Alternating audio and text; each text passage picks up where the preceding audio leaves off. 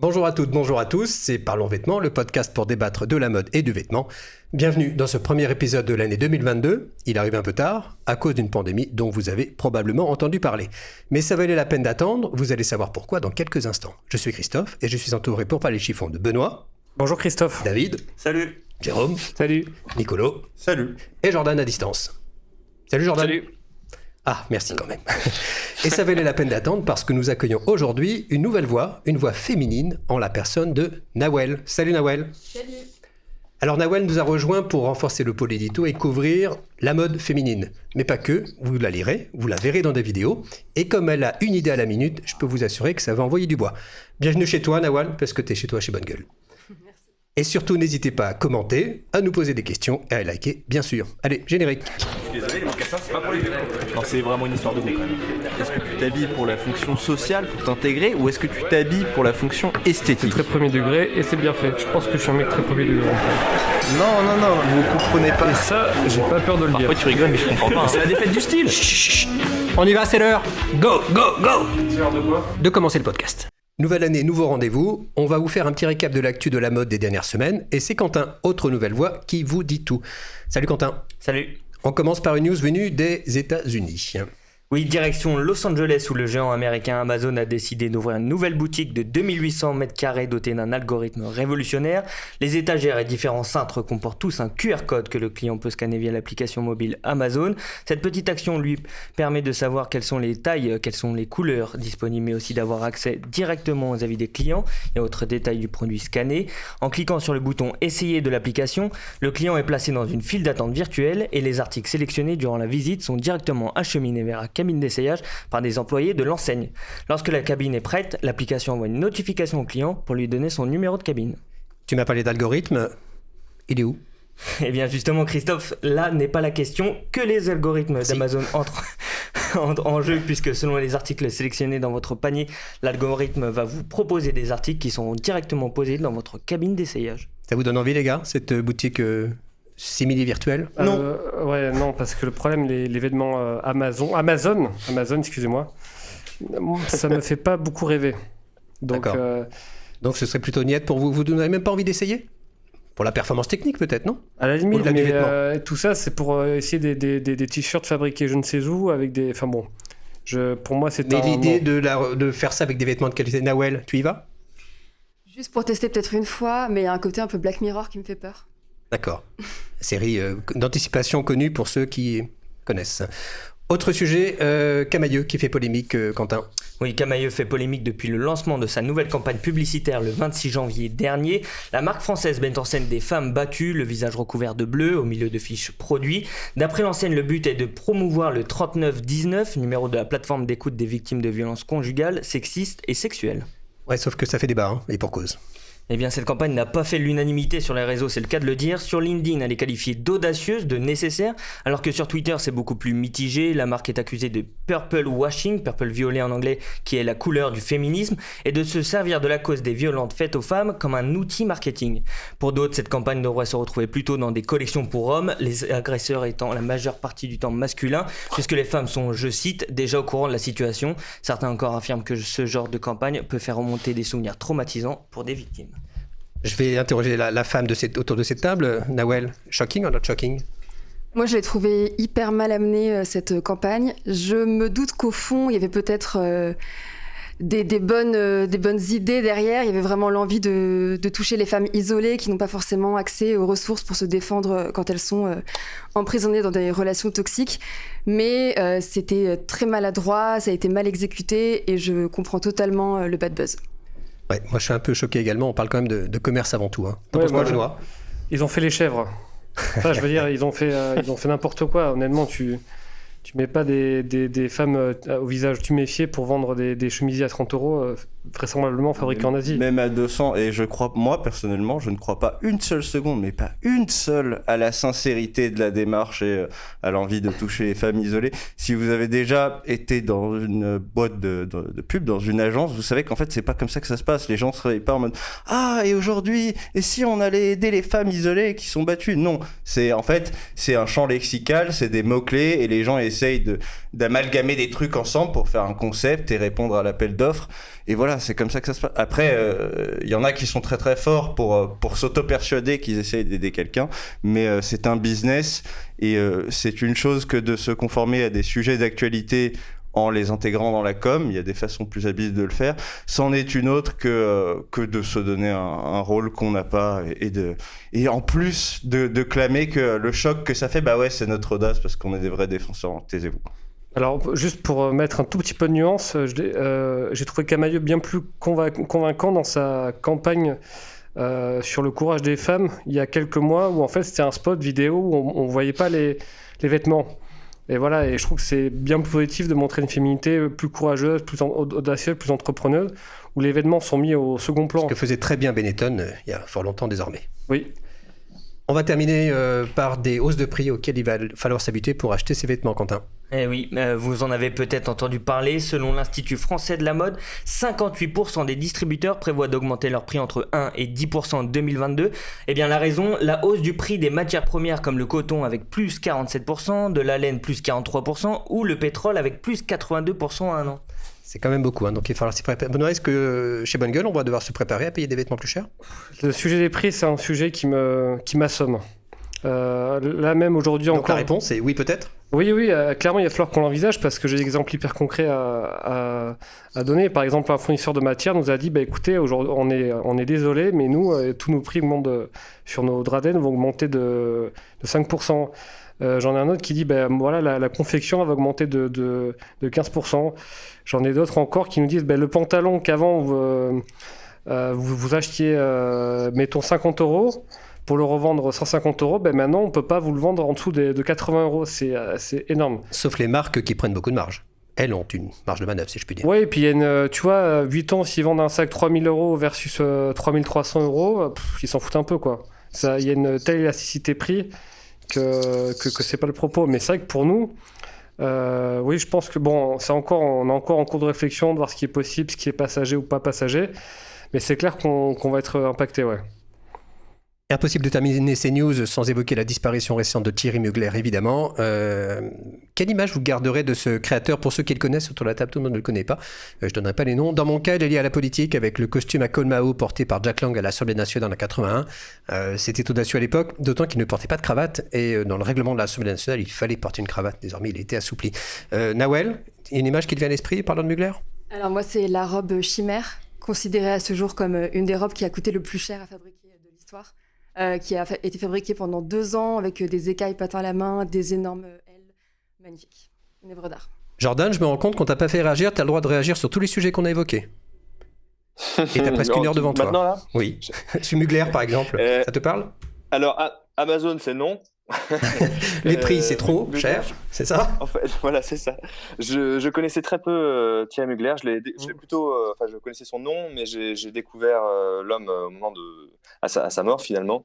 Et ce qui était le plus choquant, mis à part choquant, je veux dire, ce qui m'a fait un choc, c'est quand même sa transformation physique, mais qui était pour lui que c'était logique avec justement son travail. En fait, c'était la suite logique de son travail. Il transformait les corps avec les robes, avec des techniques extraordinaires. Ensuite, ça a été de changer son corps à lui, vraiment.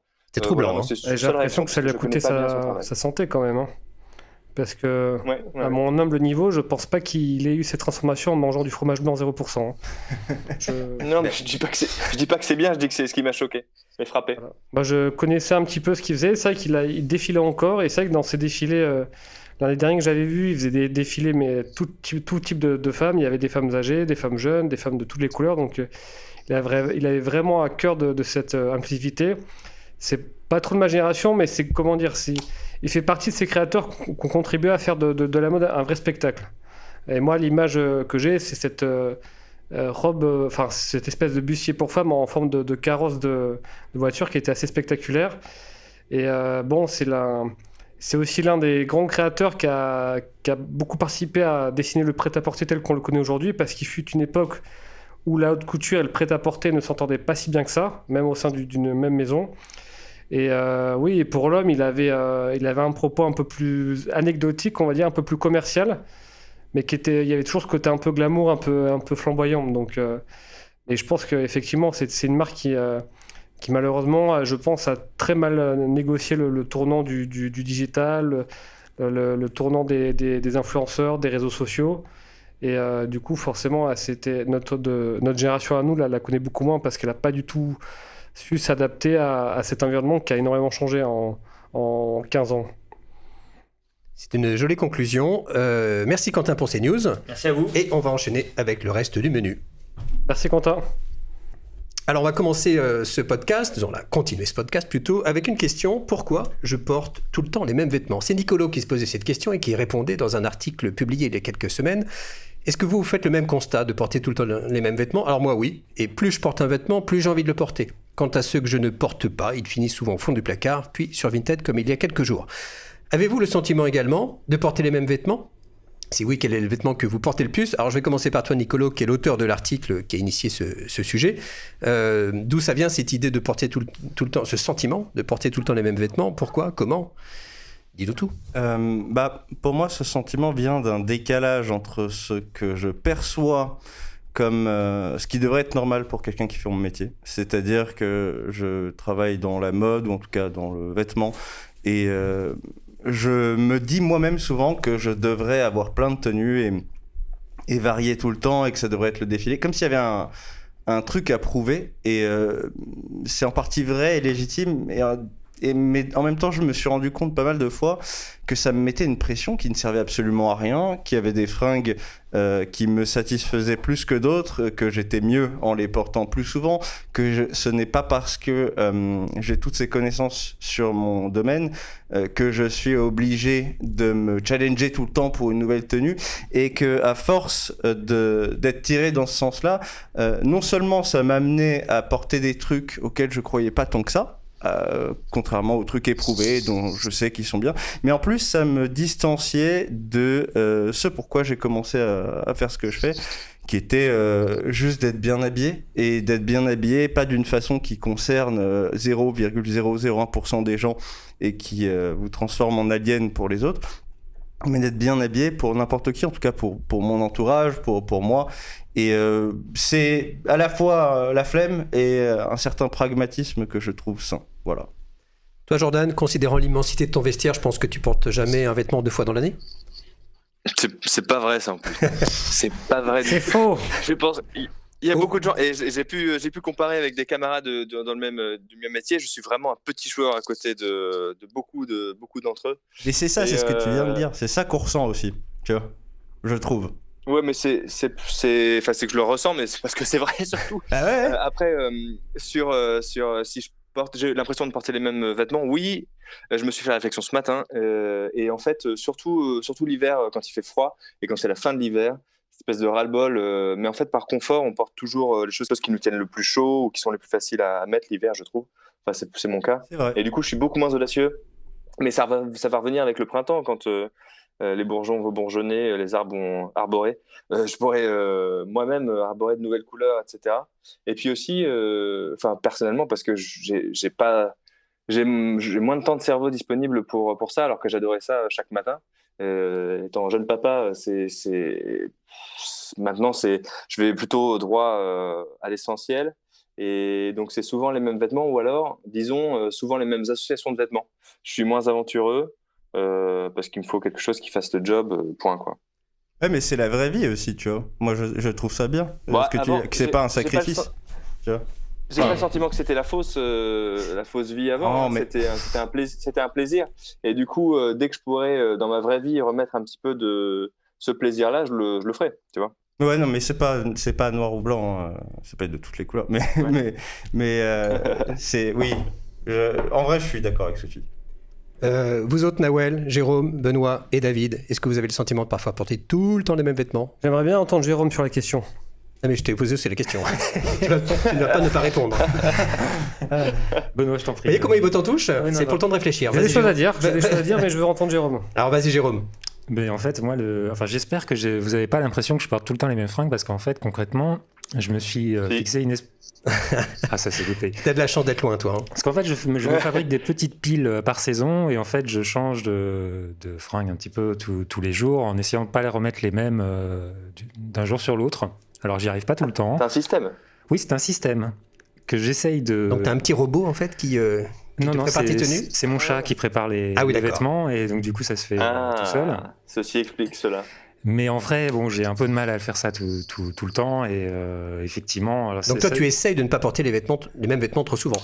Tout à fait. J'ai envie de me faire surprendre, en fait.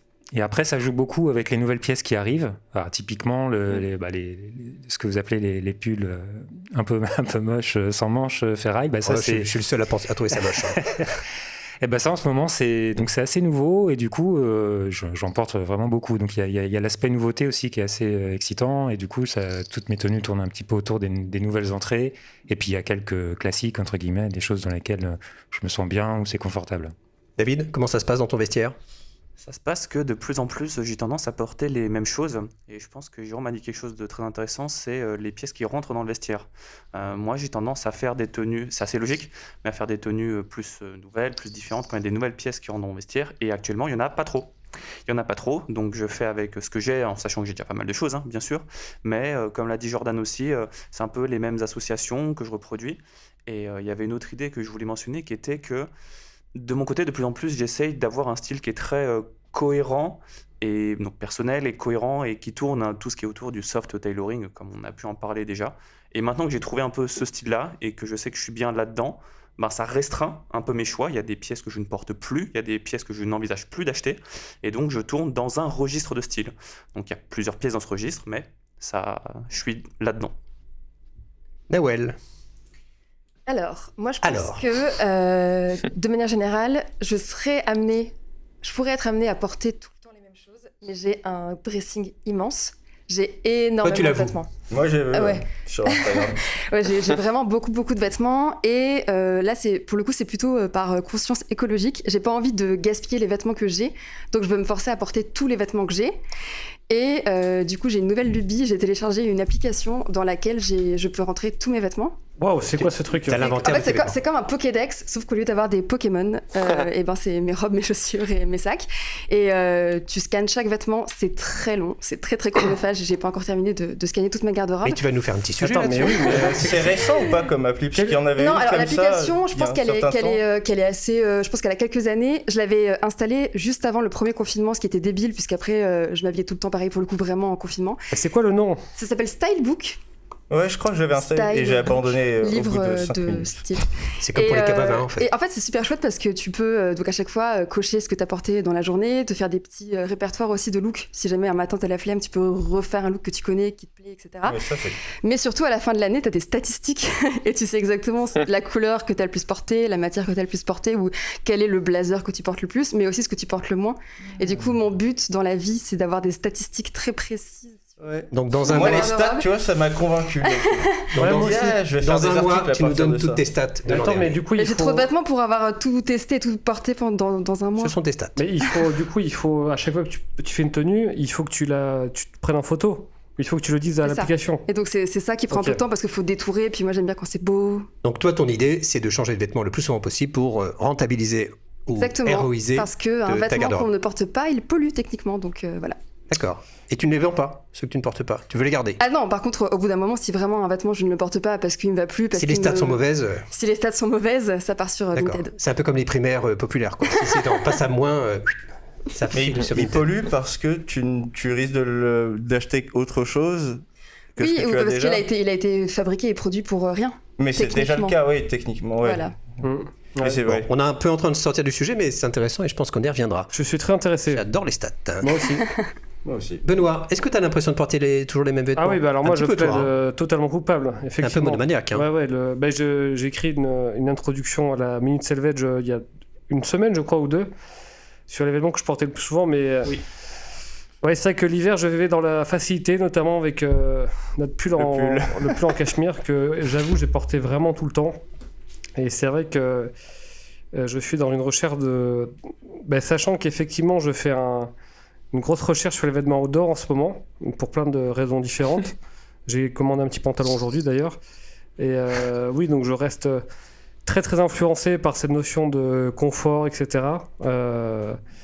Et donc oui, moi j'ai vraiment porté, ça fait un moment que j'ai pas porté un jean tout court. J'ai dû en porter 3 fois en en 2021, je pense. Par contre, l'été, c'est beaucoup plus varié pour le coup. Tu vois, où je mets j'aime bien mettre des chemises et tout, mais l'hiver, j'avoue... Mais est-ce que des fois, tu cèdes à la paresse? Oui, j'ai pas peur de le C'est dire. bien, t'es honnête. Le pull en cachemire, que d'ailleurs on porte beaucoup tous les deux, on se fait charrier parfois parce qu'on arrive avec le même et ça arrive. Mais ouais, mais il est tellement agréable Il est bien. ce pull, et plus il vieillit, plus il devient doux. Alors, je vais vous poser une question à vous tous. La même question. Quel est le vêtement que vous portez le plus? Ah, ça, je peux répondre. Alors, vas-y. C'est mon pantalon homme, Tu c'est un vois, pantalon que je ne porte que chez moi, qui est une marque qui n'existe plus, et c'est le pantalon le plus confortable que je n'ai jamais porté. Qui est Vraiment. Mais le pantalon homme. La marque, c'est juste le blanc. Oui, H&M. Ah, d'accord. La collab avec. Non, Attends, c'est pas ça. C'est une marque la- chinoise qui a disparu, c'est ça? Non, pas chinoise. C'était la marque d'un copain qui faisait ça, homme, Chinois. O-H-2-M-E. C'est ça.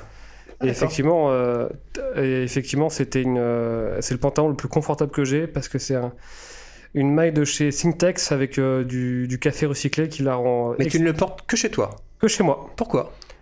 Parce que c'est un pantalon. C'est un pyjama, en fait. Je dirais pas ça. Je le porte le samedi quand je dois aller me fendre de quelques courses. D'accord. Voilà. Bon, si vous voulez avoir une chance de voir Benoît, C'est splendide. je vous donne pas son adresse, vous cherchez dans Ou Paris. pour aller, ou pour aller à la salle de messe. sport, mais ou peut-être en voyage. Mais c'est vrai que ce pantalon, il est ultra addictif. Et clairement, en termes d'heures cumulées, je pense que c'est ce pantalon-là, puis après le fameux pull en cachemire bonne gueule. Mais les pyjamas, ça compte du coup dans ta question? Parce que sinon, c'est facile. Ouais, là, c'est un pantalon d'extérieur que Benoît porte chez lui, donc ça marche. Ouais. Oui, puis moi, c'est pas un pyjama pour dormir. Enfin, moi, je dors pas. Et il sort avec. Merci, mais. Ne serait-ce que. Pyjama, Oui, je c'est sors à la avec maison, pas pour dormir. le week-end notamment. Jérôme, le vêtement que tu portes le plus. Mais je peux pas répondre à cette question. Ah, si, t'as pas le choix. Ah, si tu peux. Par contre, je peux donner la matière. Non. Ah, Le vêtement que tu portes le plus. Est-ce que c'est la veste en velours que tu as aujourd'hui? C'est en Alors velours. actuellement, je la porte tout le temps, oui, effectivement. Bon, bah voilà, Donc tu vois. actuellement, c'est ce que je porte le plus. Et t'aimes beaucoup le velours. En effet. Nawel. Je croyais que tu changeais tous les jours. Oui, mais en dessous la veste, on met plein de trucs Non, différents. mais c'est quoi du coup le vêtement Ouais, alors? d'accord. C'est une veste D'accord. First Pattern. Non, mais en le ce vêtement moment. que tu portes le plus. Bah, c'est plus ça en ce moment. Ok, En ce moment. ok. C'est ce que son chat décide. Nawel. Du coup, moi, je porte tous mes vêtements. Alors, Non, mais je celui sais qui pas. porte le plus. Celui que je porte le plus, ça doit être j'ai un trench vintage classique et je peux le mettre tout le temps en fait. En été à Paris parce qu'il pleut tout le temps, même à Paris en été. Et le reste de l'année. D'accord. Nicolo. Donc pas de pyjama, hein, ça marche Ok. pas. Cette année? Ouais. Ou l'année dernière, ouais. Ce serait sans doute le. J'hésite entre les deux jean bungle droit, le brut et le bleach. Merci Par Nicolas. facilité. Merci. Mais quoi, merci? C'est parce que c'est vrai. Si c'était pas vrai, je le dirais pas. Moi, ça Merci sera- d'avoir accueilli les jeans bonne gueule dans ton cœur. Bah ouais, ils sont très bien coupés, ceux-là pour le coup. Moi, ils me vont très bien. Et moi, facile. c'est un jean bonne gueule aussi, c'est l'instant corpo en fait. Et ça ne craint rien et ça ne se repasse pas, contrairement à mes pantalons à pince. Donc c'est vrai que Merci la à vous deux. facilité. C'est pratique, c'est confort. Merci. Ils sont Christophe. jolis, ils se patinent dans le temps, c'est le Merci. début d'une histoire. Merci. Jordan. Moi, c'est mon pantalon large en velours marron Big John. Alors on t'entend plus, En Jordan. velours marron, Big John, t'as dit? Oui. Ouais. On a l'impression Oui, que t'es attends, on a l'impression que t'es à New York et pas à Bordeaux. Des fois, on t'entend moins bien. T'es vraiment à Bordeaux? Non, moi je capte très très bien. Mais du coup, c'est mon pantalon en velours large Big John. D'accord. Marron. Big John qui étant On une a vu marque, dans tes vidéos. Ouais, une marque japonaise. Ouais, exactement. Que t'as ramené du Japon, si je ne me trompe. Il est large et en velours ou c'est les côtes du velours qui sont larges?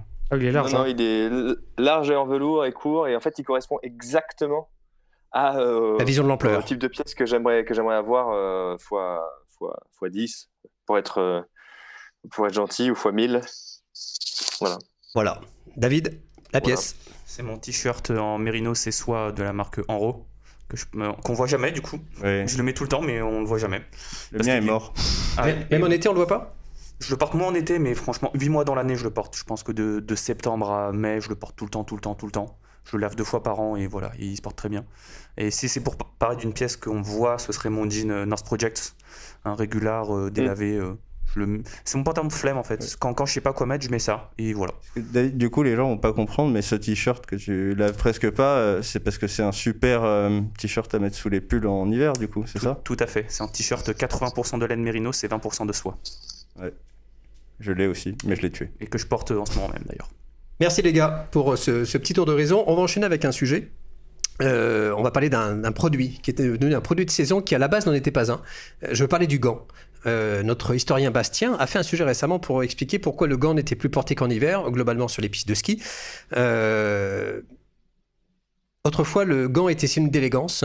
Désormais, c'est moins le cas, on va dire. Alors, Nicolo va avoir un avis parce qu'il a souvent traité ce sujet des gants. Il l'intéresse particulièrement. Mais la première question que j'ai envie de vous poser, est-ce que vous portez des gants quand l'hiver est derrière vous ?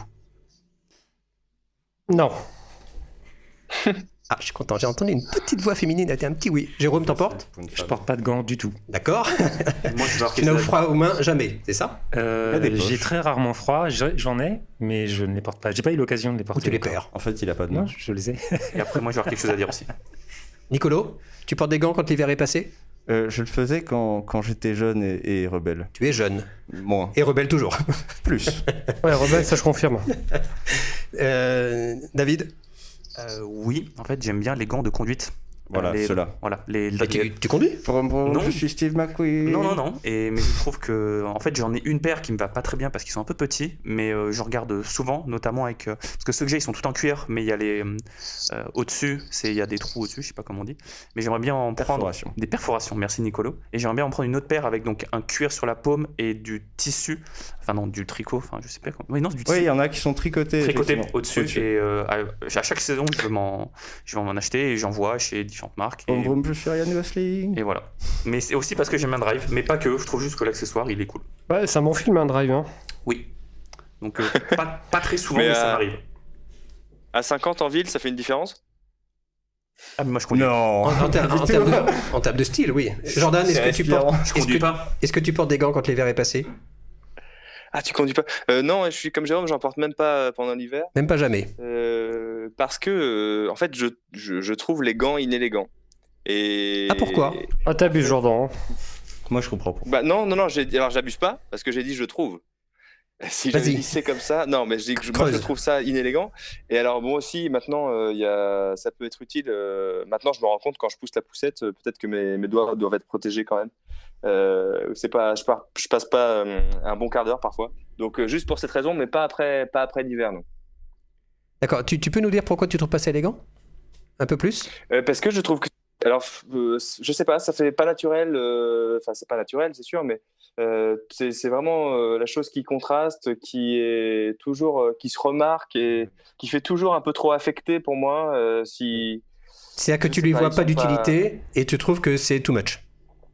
Si, l'utilité, je la vois, mais c'est vraiment que. Non, mais je parle de quand on n'est plus en hiver. Oui, quand on n'est plus en hiver, oui, encore plus, oui. Ou encore moins. Plus. Et les gants de conduite, oui, c'est typiquement une coquetterie. Alors moi, j'ai rien contre les coquetteries parce que il y a encore, je portais des lunettes avec des verres teintés jaunes. Faut faire les deux en même temps. Donc on peut être coquet, on peut avoir des envies comme ça de raffinement, mais le gant, c'est pas ton truc. Non. Et tout à l'heure, on a entendu un petit oui. Nawel. Oui. La réponse est oui, alors ? Oui, mais parce que moi je vais porter au printemps, été, automne des gants, mais c'est des gants un peu plus vintage, en dentelle, en coton, ajouré, etc. Donc je pense qu'il y a aussi, c'est pas du tout pratique ni utile, c'est juste joli. Donc toi, à mon sens. Toi, tu trouves que c'est élégant ? Oui, mais du coup, on n'est pas du tout dans le même type de gants, je pense. C'est des gants 100% féminins, très rétro, qui se portent avec une petite robe d'été, et c'est pas du tout les mêmes enjeux non plus. D'accord, mais on n'en voit pas beaucoup des femmes porter des gants en été ? Ou même au printemps. C'est vintage, effectivement. Ouais, il y a un côté très vintage qui va aussi avec mon esthétique. Voire old school, quoi. Ouais, voilà. SF, l'article qu'on a publié sur le sujet. Affirmatif, je mets le lien dans la description pour ceux qui veulent le lire, il est vraiment intéressant. Pour Jordan, pour ce qu'a dit Jordan sur le fait que ce soit inélégant, moi j'ai beau avoir fait un sujet dessus et avoir expliqué en long en large pourquoi et comment les porter. Je suis d'accord, en fait, si c'est mal fait, comme tu dis, ça contraste et ça contraste pas bien. Parfois, ça rallonge les bras, parfois, c'est le seul truc qui sort et ça va pas avec le reste de la tenue. C'est pas si facile que ça, honnêtement. Donc, faut bien les porter. Moi, je rejoins David, j'aime bien les gants de conduite. Hein. Et à la différence de David, je conduis. Mais je suis pas Ryan Gosling. Si vous aviez un doute, je vous le confirme. On enchaîne avec un sujet de Jordan sur les carreaux. Il nous a fait un panache récemment sur comment porter les carreaux avec subtilité, car la subtilité est incarnée par Jordan, parfois. Donc les carreaux sont petits, sont grands, sont colorés, noir ou blanc, Vichy, Madras, ils sont de mille formes, je dirais. Vous, les carreaux, comment vous les aimez, si vous les aimez? Je vais commencer par toi, Jordan, puisque tu es l'auteur de ce magnifique panache. Comment tu les aimes, les carreaux? Je les aime quand ils sont Jolis. très effacés finalement. Alors quand j'ai commencé un petit peu à m'habiller, j'ai porté des chemises Vichy, donc avec un carreau assez très contrasté, très linéaire, sans beaucoup de nuances finalement. Alors une petite, hein, puisqu'il y a un carreau qui est un peu plus effacé, mais voilà, en chemise comme ça, plaqué, c'est comme un imprimé quoi, comme sur un tissu. Et maintenant c'est plus du tout de cette manière-là que je le porte parce que je trouve qu'il est pas très subtil. Et donc je préfère quand il est fondu, donc ça peut être un Prince de Galles très fondu, ou généralement c'est en surchemise par exemple, je trouve que ça fonctionne très très bien. J'ai notamment une surchemise Corridor que j'aime beaucoup, et il y a beaucoup de couleurs, mais les carreaux sont tellement subtils, c'est tellement bien fait qu'en fait ils s'oublient, et ça, en fait j'aime pas quand le motif prend le pas sur le reste, quand il hurle dans la tenue, c'est pas ça pour moi l'idée de bien s'habiller. Et donc voilà comment je l'envisage. Et tu les préfères grands, petits, du coup, ou ce qui compte, c'est le fondu dont tu parles? Peu importe, ouais, peu importe. Je dirais par la force des choses taille moyenne, parce que c'est de cette manière-là que c'est pour moi le plus facile de le fondre donc le motif soit le plus fondu possible, et en même temps qu'il ait une espèce de cohérence interne. Donc je dirais moyen, mais c'est pas l'important. D'accord. Alors toi, Benoît, j'ai le sentiment que tu aimes peu les carreaux parce que j'ai pas souvenir de t'avoir vu porter quelque chose avec carreaux. Moi, je suis plus tout ce qui est Prince de Galles. D'accord. Ouais, les carreaux fondus. Mais c'est un peu le seul type de carreau. Oui. Donc. Ah bah on peut pas être partout, hein. Et non, on peut pas être partout. Hein. Non, mais tout ce qui est Madras et tout, je comprends que des gens en aiment, mais c'est moins mon univers. D'accord. Tu sais pourquoi? Ah, je sais pas. Franchement, je sais pas. Pourquoi les gens aiment? Non, ça me. Mais pourquoi toi, t'es pas dedans, en fait? Le côté carreau, pour moi, il peut y avoir un côté un peu trop premier degré, tu vois, un peu, tu vois, gros carreau de papa. D'accord. Enfin, Jordan, sans offense pour toi, hein, qui est papa, c'est. Pas de papa même. Hein. Voilà, mais moi j'aime bien les carreaux un peu plus élégants. Mais j'ai une chemise d'ailleurs en Prince de Galles avec quand c'est des carreaux voilà très travaillés dans la subtilité ou avec du fondu. Là j'aime. Est-ce qu'on peut imaginer un jour une pièce à carreaux chez Bonne Gueule, outre le Prince de Galles? On l'a déjà fait. Il y en a eu deux. Oui. Il y a eu le pantalon, il y a eu la chemise aussi. Chemise. Laquelle sur chemise? Sur chemise, la Bryce que. Ah oui, tout à fait, oui, la la western shirt sur chemise. Je pense que je n'étais pas né. Ah si, c'était. Elle en flanelle bleue qui d'ailleurs était fondue, et la première fois qu'on s'est autorisé à faire du carreau, c'était pour Non, ça. j'étais pas né. Bah, c'était cet été avec la jungle. Ah bah c'est ça, j'étais pas né. Jérôme, les carreaux? Ouais, j'adore ça, moi. Mais Là, t'en as pas aujourd'hui. et non, J'en ai le menu pourtant. J'en ai beaucoup sur les. Oui, mais je me suis dit, je vais pas faire exprès de mettre de. Ce serait téléguidé, de toute façon, c'est Non. un podcast, on s'en fout. Je le fais déjà pour mes sujets bobines, donc je vais arrêter de m'habiller comme j'écris ou comme je fais des vidéos. Mais non, c'est plutôt les chemises, moi, qui me passionnent au niveau des carreaux. Après, j'essaye d'autres pièces. Typiquement, notre pantalon Vito pour le motif. Ça, je tente ce genre de choses.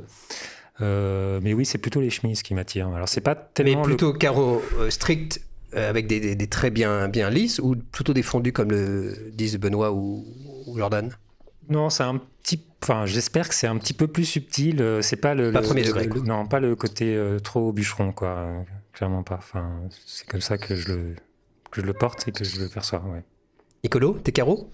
Oui, en fait, je rejoins l'avis général de la table, plutôt fondu, pas trop contrasté. Après, il y a plusieurs façons de le faire. On peut le rendre plus fondu en ayant plus de lignes, ce qui est un peu le principe des tartans, par exemple. Donc, il y a plus de rangées de carreaux, plus de rangées de couleurs, et l'ensemble forme une texture. On peut les rendre moins contrastés en choix de couleurs, ce qui les rend moins saillants. Et on peut aussi, effectivement, utiliser des techniques de tissage qui vont les rendre plus fondus, moins délimités, moins clairs, c'est pas un trait net. Surtout, j'évite le carreau fenêtre, même si j'ai un costume en carreau-fenêtre, notre kimono là. Costume tu peux expliquer en 2 mots ce qu'est le carreau-fenêtre pour ceux qui C'est un savent pas. grand carreau, vraiment carré. En anglais, c'est le Windows Pane. Ouais, c'est ça. Ok, Window ouais. pane. Et en fait, il faut qu'il soit vraiment très peu contrasté. Il est, disons, blanc-gris sur gris moyen. Donc là, ça va. Et en plus, il est fondu. Mais si on le prend vraiment contrasté, en fait, on voit plus que ça, quoi. Enfin, on est quadrillé. Et en gros. Et j'aime pas le Vichy non plus. D'accord. Voilà. J'aime pas trop le Vichy non plus, moi.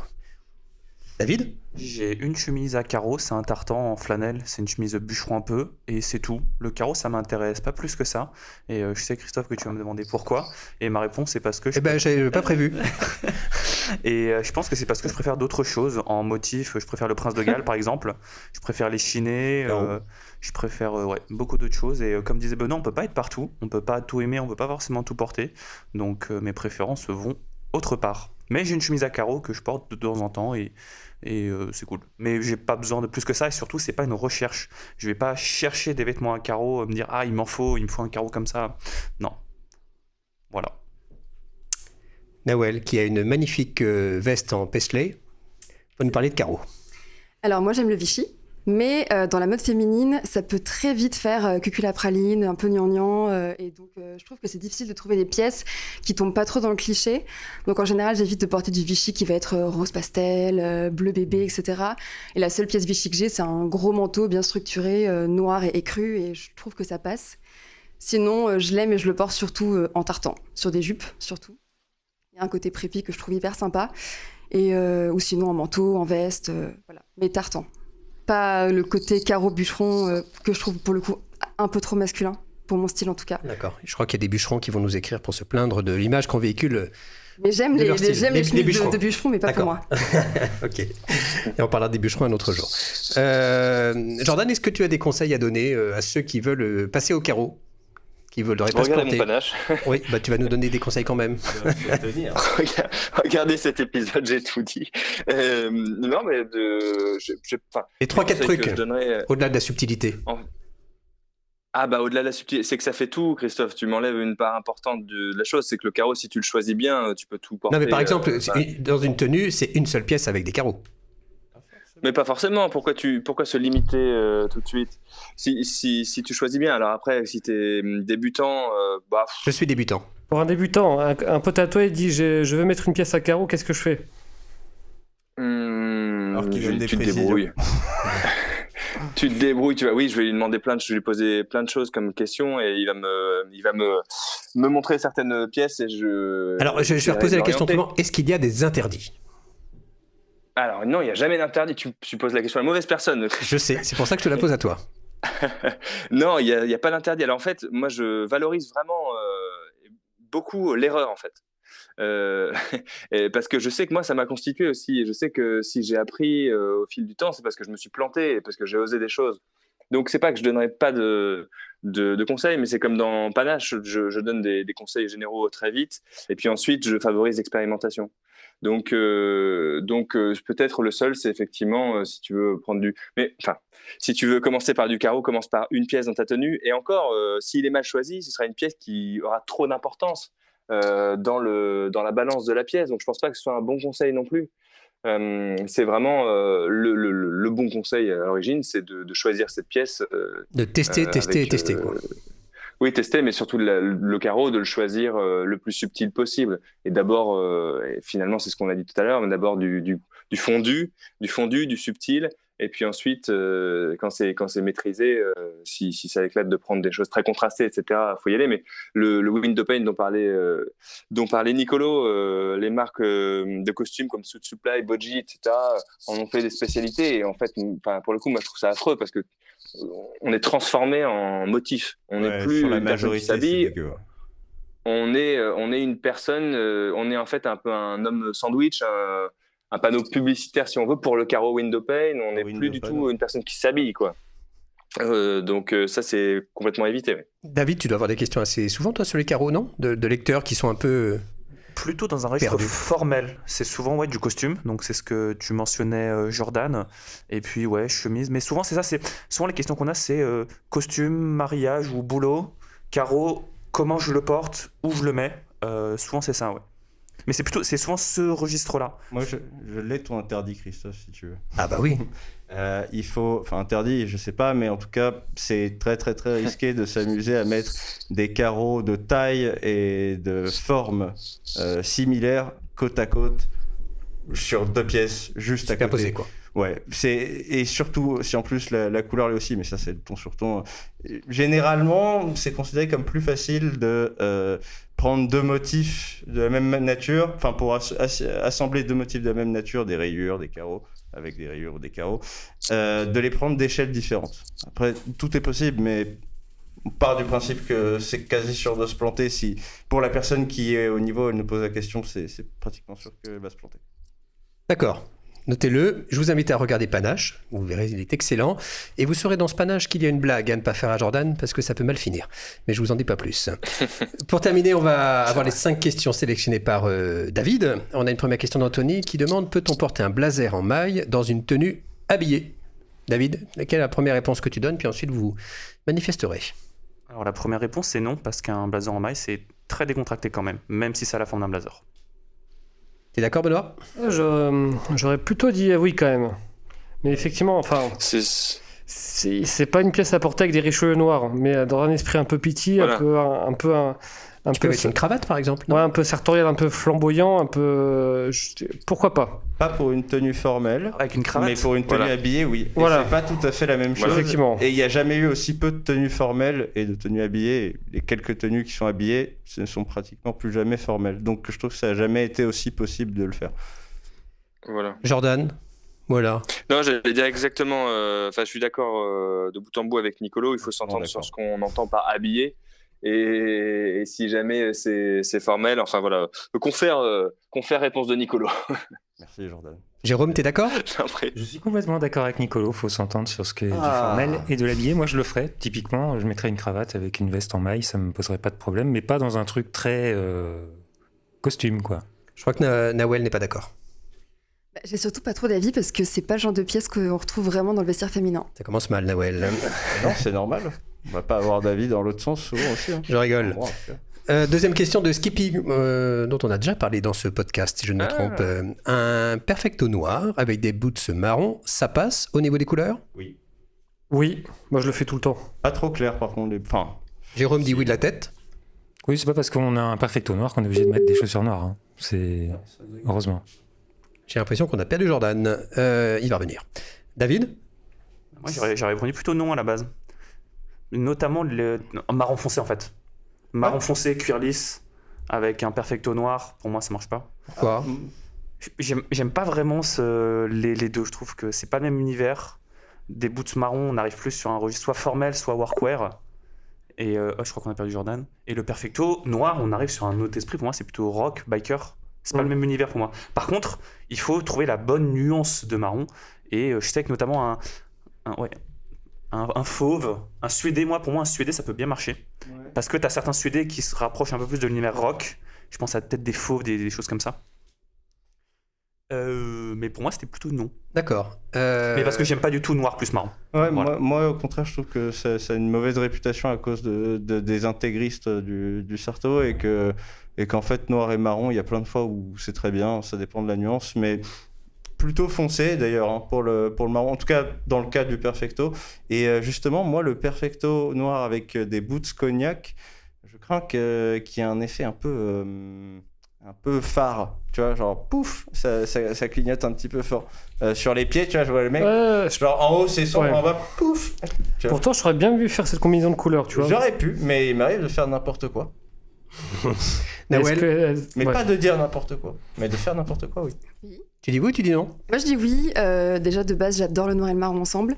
Et je trouve que dans une dégaine un peu rock, effectivement, le perfecto avec des boots, comme disait David, si elles sont en suédé ou en daim, je trouve que ça peut vraiment bien marcher. Donc c'est une silhouette que je trouve assez cool. Y compris sur un homme? Y compris sur un homme, ouais. Ouais, sur une rockstar. Encore plus sur un homme.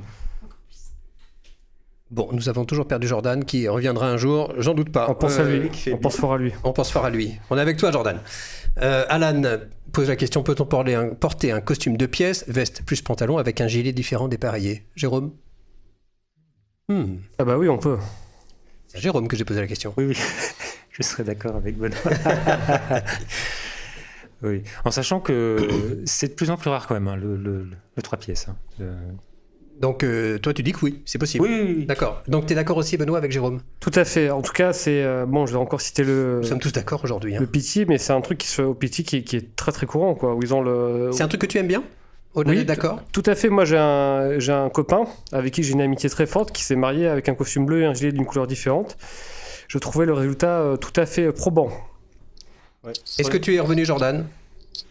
Oui. Ah, nous t'avions perdu, nous étions inquiets. Oui, je sais pas pourquoi. Ben non, un problème de connexion. C'est vrai que New York, c'est pas à côté non plus. Non. Alan demandait si on pouvait porter un costume de pièces avec un gilet différent, dépareillé. Les personnes autour de cette table ont répondu. Est-ce que tu seras d'accord avec eux? C'est oui ou c'est non?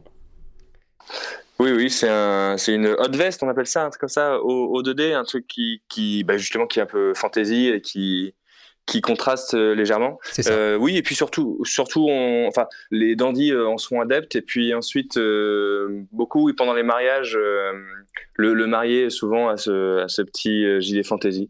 Je trouve que c'est possible. Moi, je trouve pas que ce soit T'es pas emballé non plus, hein? hyper. Non, je suis pas emballé, mais c'est vraiment une question de goût. Hein. Pourquoi pas, d'accord. Oui. David, es-tu d'accord avec Jordan, qui est d'accord avec Jérôme, qui est d'accord avec Benoît? Oui. D'accord. Cool. Mais comme du bout des pieds comme Jordan, ou franchement comme Benoît? Non, ouais, moi, ça m'emballe pas plus que ça. Je pense que c'est le genre de... En fait, tu trouves que quitte à prendre le 3 pièces, autant l'assumer entièrement. Autant prendre les 3 pièces associées. Après, je peux comprendre l'idée que le costume qu'on veut acheter, c'est un 2 pièces. Il n'existe pas en 3 pièces, mais on voudrait le tenter en 3 pièces. Donc, on achète un gilet à part pour faire pas un faux 3 pièces, mais un gilet séparé. Donc, pourquoi pas. Moi, ça n'implique pas la même coupe, hein, après. Si la veste est relativement cintrée, moi je l'ai testé et essayer de passer un 3 pièces, d'autant plus si le dos est en tissu et pas en doublure par-dessus, ça va un petit peu la boudiner. Et en fait, pourquoi on dit oui mais on n'est pas tout à fait chaud, c'est aussi que c'est très formel le 3 pièces, même en dépareillé, et qu'on n'est pas tout à fait à l'ère du très formel. C'est aussi pas trop l'air du temps. Après, oui, techniquement, ça se fait. Et je le choisirais un petit peu plus clair, la plupart du temps. Donc toi, tu le conseillerais? Pour un mariage, éventuellement, mais un événement, quoi. Faites ce que vous voulez, mais c'est le 3 pièces, déjà, en fait, qui est pas simple aujourd'hui. Pas tellement le dépareillage. Nawel, go or not go? Moi, je suis assez d'accord avec ce que les garçons ont dit, et pareil aussi comme disait Nicolo, plutôt pour un événement formel, et dans la vie de tous les jours, je trouve ça un peu compliqué quand même. Ouais. Valentin demande où on peut trouver un col V sans manches. Ferraille le... Non, un pull, ouais. J'ai dit quoi? Non, t'as dit un col V. Un pull. Sans manches, ça peut être un ferraille, là. Ou pas? Supply. C'est de supply? Pour des prix décents, il n'y a que qui s'amusent encore à produire des pièces comme ça, je pense. Cos, j'ai vu qu'ils en faisaient. Ah ouais? Dans leur esprit un peu minimaliste, genre. Mais un peu large. Ouais, ok. ouais, c'est ça. Et oui, dans un vibe un peu rétro minimal. Ouais. Et en dessous, ils font des tenues un peu très unies avec chemise blanche, le pull bleu marine et le pantalon beige, vraiment en aplat comme ça. Ça revient peut-être un peu. Jordan, t'as un tuyau à nous donner? On parle de pull col V sans manches, c'est ça? Yes, sir. Il y a la marque Artnit. Ah oui. ARTKNIT. Artnit Studio qui fait ça, qui fait ça bien. Très beau polo. Je vais m'en prendre un de ces jours. Et en fait, c'est quelque chose qui revient pas mal à la mode, donc on en trouvera. Oui, tu parlais de Cos, David. Et là, il y a des choses qui me viennent pas en tête, mais on va en trouver dans des marques à la fois qui suivent un peu les tendances, et aussi chez plutôt les traditionnels écossais. Un peu ce dont tu parlais, je pense, Jérôme, dans son gimmick, mais notamment Jamison's of Shetland. Et les marques Felgin qui fait du cachemire écossais aussi. Ouais, Bozy, Harley, Johnson of Elgin, oui, ce que tu disais, voilà, et les autres, je pense, dans ce giron-là en feront forcément. Vous pouvez aller voir sur Beige Habilleur aussi, il doit y avoir des choses. J'avais trouvé une autre marque aussi, c'est Labor Union. Okay.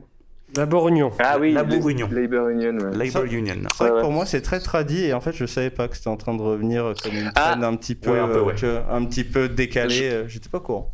J'en ai un autre qui est très très bien. C'est je crois que c'est sold out là, mais c'est SEH Kelly. Ah bah oui. Oui, mais c'est ça. SEH Kelly. Comment? Non mais c'est forcément sold out. Oui, mais il est très intéressant là. Ils ont un gris et un marron, je crois, un brun qui était très beau. Sinon, il y a Drex pour du sans-manche. Oui, Si on c'est veut du vrai, féral, il y a Nigel Cabourn qui fait ça aussi. En sans-manche. Yes. En seconde main, un peu vintage, il y a tout ce qui est Ralph Lauren et Pour le Brooks ferraille, Brothers, ce genre de choses. William Lucky aussi. Bon, vous aurez compris qu'il y a pas mal de marques. On vous les mettra dans le sujet associé au podcast. Dernière question de Pierre. Pourquoi les mannequins ne sourient pas ou si peu? Alors, cette remarque, je me la suis toujours faite. Mais pourquoi donc? Parce qu'ils sont mal payés. Pourquoi tu me Ça, je regardes, crois pas. Christophe? Je sais pas, parce que tu souris tout le temps? Ah bon? Derrière ton masque. David avait un début de réponse. Ouais, mais... Bah, je répondrai après. Ouais, mais dans je ce vois que cas-là. Nicolo, je te laisse intervenir. Peut-être que ce sera la même chose que moi, peut-être pas, mais je te laisse. Vas-y, continue. Moi, ce que j'avais lu, c'est que c'est un héritage des débuts de la culture bourgeoise. Oh là là. Oui, bah ça va, Benoît. Fin 19e, début 20e, où tu as cette idée que l'austérité est une forme de preuve de recul et de maîtrise de soi. Tu vois, c'est genre l'esprit au-dessus de la matière. Et c'est resté, en fait, dans nos codes esthétiques. C'est tout. C'est juste quand tu. Non, mais ça remonte. C'est pas juste les mannequins en fait. C'est que si tu regardes, si tu veux faire une pub d'un mec un peu beau ténébreux pour un parfum, quand tu veux dégager cette espèce de charisme intimidant, tu ne te rends pas avenant. Mais ça, c'est peut-être universel, peut-être pas. Mais en tout cas, c'est quelque chose qui pour moi est vieux et qui transcende le simple sujet des mannequins et de la mode. Je sais pourquoi je suis passé à côté d'une carrière. David, tu avais une autre explication? Alors moi, ce que j'avais lu, c'était notamment pour mettre en valeur les vêtements. Parce que si tu souris, Voilà. ça attire le regard vers le visage. Ok, Et c'est donc, pragmatique. C'est une réponse qui est très pragmatique, mais en gros, si tu souris, on regarde ton visage, on regarde plus les vêtements, on regarde plus la tenue. Voilà. Ouais, c'était Moi, un je peu. suis d'accord avec ça. Effectivement, il y a un côté expression neutre, et comme l'a dit Nicolo, c'est vrai que le charisme est associé à une certaine forme d'aura un peu mystérieuse, un peu ténébreuse, un peu impénétrable. Austère. Et c'est vrai que la mode, c'est quand même un sujet qui se prend très au sérieux. Hein. Ouais. Ça, il faut Mais trop, non? C'est dommage mais quand même. bien sûr, mais évidemment. Et c'est pour ça qu'il y a autant de succès pour tous les trucs second degré et tout Subversif, etc. Voilà. Qui après se prennent au sérieux. Donc Benoît, si je demain suis on fait pas- un défilé bonne gueule, les mannequins auront le sourire. Jordan, tu... Alors, je sais en pas, fait- en franchement, je sais pas. Faut un beau sourire. En hein, fait, tu sais. il y a... Vas-y Jordan. Moi je veux savoir. Pardon, ouais, il y a plusieurs choses. Moi, je suis effectivement d'accord avec David, ceci pragmatique qui, en fait, il faut voir les vêtements d'abord. Et quand un mannequin sourit, on voit d'abord la personne. Et en fait, c'est pas trop leur job. En fait, c'est des acteurs ou quand on veut prendre des photos, des lookbooks, on veut que le mannequin soit un beau cintre, hein. On veut pas une belle personne forcément avec une personnalité. Enfin, ça dépend de la marque, mais c'est pas ce qui intéresse d'abord. Donc moi, je comprends qu'on fasse ça. Donc c'est comme un mannequin en plastique, sauf qu'il est vivant. Quoi. Après, faut quand même expliquer. Alors ça, ce serait pousser le trait trop loin parce que c'est Il y en pas a ça. qui font vraiment la gueule, hein. Et c'est Mais un vrai truc. Attendez. Est-ce que je peux continuer? Oui. Et en fait, il y a autre chose, c'est que parfois certains mannequins non plus, quand ils sourient, ça change complètement et effectivement le charisme crève et il y a des sourires qui sont qui vraiment qui vaut mieux pas avoir parfois, tout simplement. Bah, sympa pour eux. Hein. Comment? Sympa pour eux. Bah oui, mais c'est vrai. Et après, je trouve pas que la mode se prenne tant que ça au sérieux. Enfin, il y a des gens qui se prennent vraiment au sérieux dans la mode, mais en tout cas, les marques de mode, à la fois elles se prennent au sérieux, mais à la fois peut-être qu'elles sourient pas, mais elles tentent toujours plein de choses. Il y a qu'à voir Burberry, etc., qui va faire un film avec ces mannequins justement qui volent dans le ciel, etc. Ça se prend au sérieux, mais en même temps, ça tente des choses ça casse un peu les codes aussi. Donc voilà, les mannequins qui sourient ou qui sourient pas.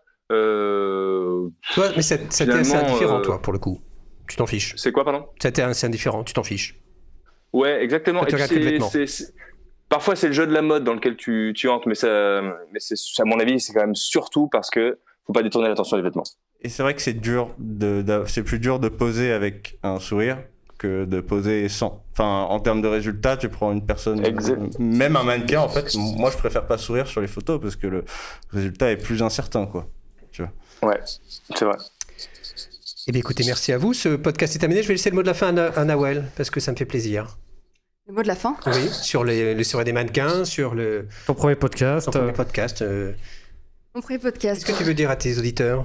Soyez sympa avec moi, j'espère que ça vous dérange pas qu'il y ait une fille maintenant parmi les autres voix masculines. Bah, au contraire. Et c'est tout. Eh ben c'est bien. Merci à tous. Rendez-vous dans un mois. N'hésitez pas à commenter évidemment, à liker, à surliker, à poser des questions et on y répondra comme d'habitude. À la semaine, non pas la semaine prochaine. À dans un mois. Merci à toi Christophe. Bonne journée, bonne soirée. Salut. Bye bye. Salut. Salut. Il y a un truc que je trouve intéressant, c'est les réactions. C'est quand les gens disent ça fait plouc. Non mais sérieusement, moi je trouve que les paraboots Michael, elles ont la tête de Marlon Brando dans Le Parrain. Donc, comment je dis qu'on arrête